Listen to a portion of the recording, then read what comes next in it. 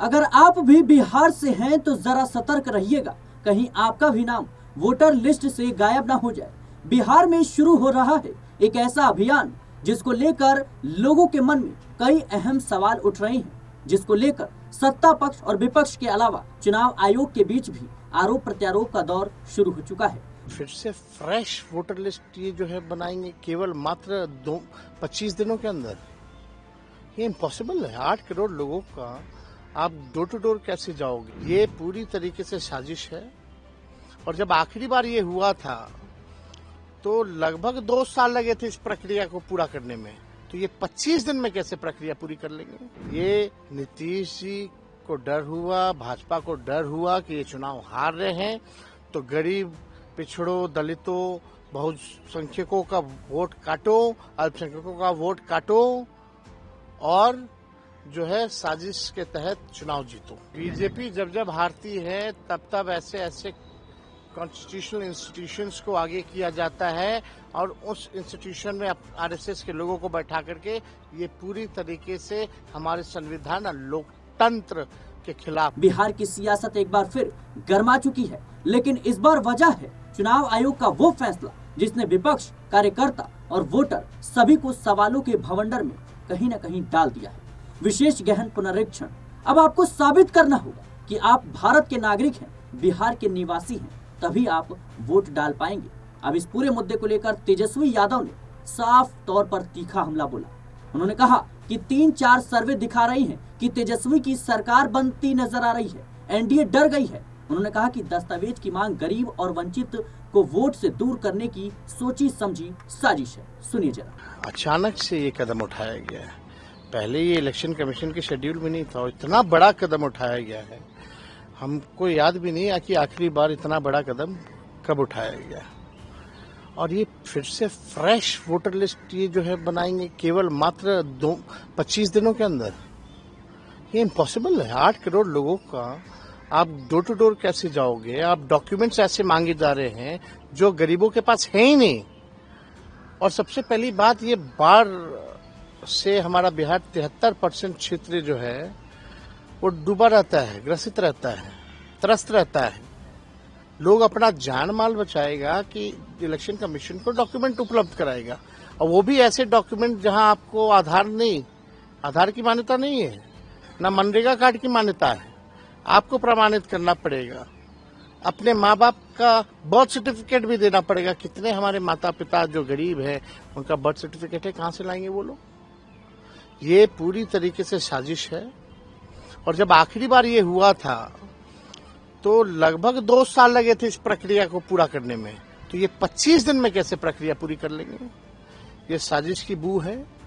ये नीतीश जी को डर हुआ, भाजपा को डर हुआ कि ये चुनाव हार रहे हैं तो गरीब, पिछड़ों, दलितों, बहुसंख्यकों का वोट काटो, अल्पसंख्यकों का वोट काटो और जो है साजिश के तहत चुनाव जीतो। अभी ये लोकतंत्र में, संविधान में गरीबों को एक ही अधिकार है, वोट का। वो भी वोट का अधिकार ये छीनना चाहते हैं। वोट का राज मतलब छोट का राज, ये अधिकार को ये लोग छीनना चाहते हैं। अभी वोट का अधिकार, वोटिंग का राइट छीनेंगे, बाद में पेंशन छीनेंगे, उसके बाद में राशन छीनेंगे। ये लोगों का एजेंडा साफ दिखाता है कि बड़ी साजिश है, बू आ रही है। और ये नीतीश कुमार जी और मोदी जी मिलकर के गरीबों का काट रहे हैं वोटर लिस्ट से नाम। ये अन्याय है, इस अन्याय को हम लोग सहने वाले नहीं है। महाराष्ट्र में भी देखा गया था, आप विपक्ष ने उठाया था सवाल कि ये जो इलेक्शन कमीशन है, वो जो वोटर लिस्ट बनता है उसमें खेला हुआ था। बहुत गरीब ऐसे हैं जिनका आधार कार्ड भी नहीं बना हुआ है, लेकिन आधार कार्ड भी इसमें मान्यता में नहीं है। अभी कुछ दिन पहले ही इलेक्शन कमीशन आधार कार्ड को लिंक कर रही थी ताकि डुप्लीकेसी ना हो लिस्ट में, तो इसमें आप क्यों आधार कार्ड को नहीं इंक्लूड किए? पहला सवाल। ये अन्याय हो रहा है।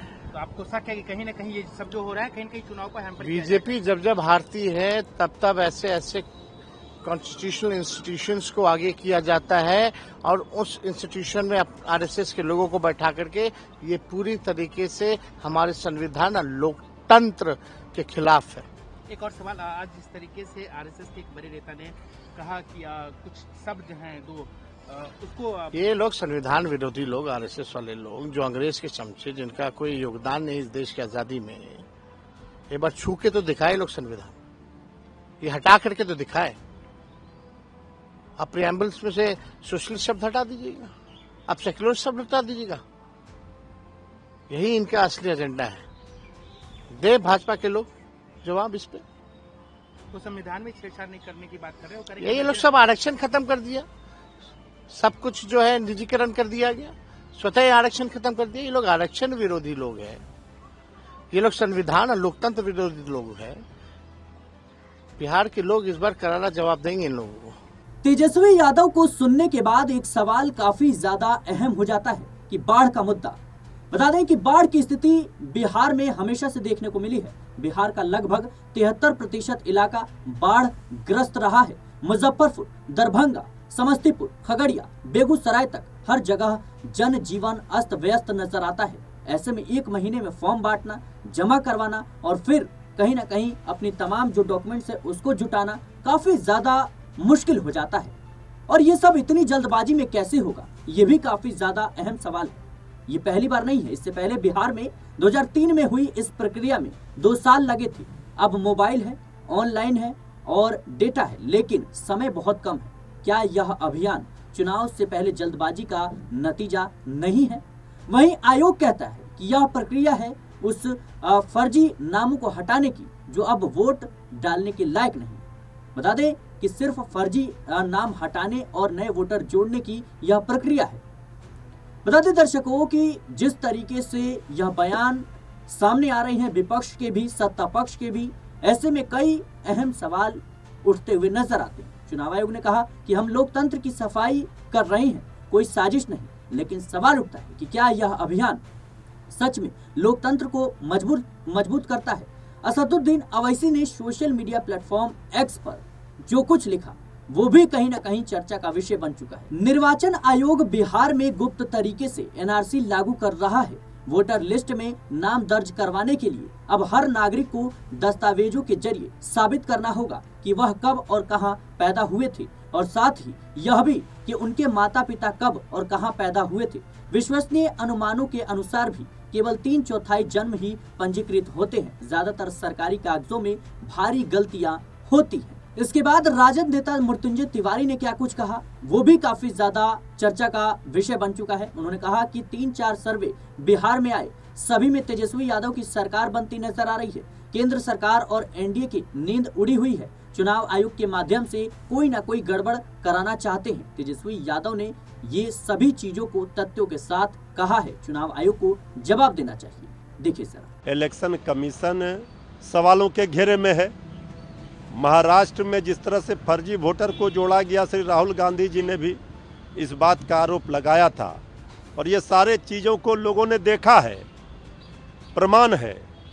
श्री तेजस्वी यादव जी आज 3-4 सर्वे बिहार में आए, सब में तेजस्वी सरकार बनता दिख रहा है। तो अब तो केंद्र सरकार की बीजेपी एनडीए वालों की नींद उड़ी हुई है, तो कोई न कोई गड़बड़ छाला का प्रयास चुनाव आयोग के माध्यम से कराना चाहती है। तो सारे चीज़ों को श्री तेजस्वी जी ने प्रमाण के साथ, तथ्य के साथ कहा है। चुनाव आयोग को इस पर जवाब देना चाहिए, ना कि वैसे सरकार में बैठे लोगों को जो चुनाव आयोग को अपना कठपुतली बनाकर रखे हैं। 20 साल एक सरकार को दिया। तेजस्वी यादव ने युवा संवाद के दौरान कहा अब मुझे 20 महीने दीजिए। कहा जा रहा है कि 20 महीने मिले थे, कुछ नहीं किए। देखिए, तेजस्वी जी ने तो 17 महीने में वो करके दिखाया जो ये सरकार ने 20 वर्षों में कुछ नहीं किया। तो तेजस्वी जी ने बिहार की जनता से अपील किया कि हमें 20 महीने दीजिए, जो 20 वर्षों में इस डबल इंजन की एनडीए की सरकार ने नहीं किया वो करके दिखाएंगे। तेजस्वी जी ने करके दिखाया है और ये सरकार निकम्मी, नकारा और खटारा हो गई है। इसे बिहार की जनता बदलने के लिए तैयार है। अब विपक्ष का कहना है कि एक मजदूर, एक किसान, एक गरीब परिवार जो हर रोज की रोटी में उलझा हो, वो कहां से लाएगा इतने दस्तावेज, और अगर उसने नहीं दिए तो क्या वो लोकतंत्र का हिस्सा नहीं रहेगा? चुनाव आयोग कह रहा है कि यह प्रक्रिया फर्जी वोटरों को हटाने की है, लेकिन विपक्षी दल इसे साजिश बता रहे हैं, सवाल उठा रहे हैं।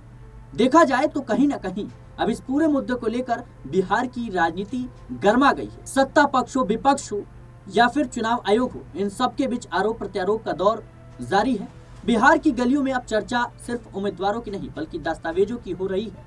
मतदाता सोच रहा है कि क्या मेरा नाम बचेगा वोटर लिस्ट में, क्या मुझे वोट देने दिया जाएगा, और सबसे अहम, क्या ये सिर्फ शुरुआत है किसी बड़े बदलाव की।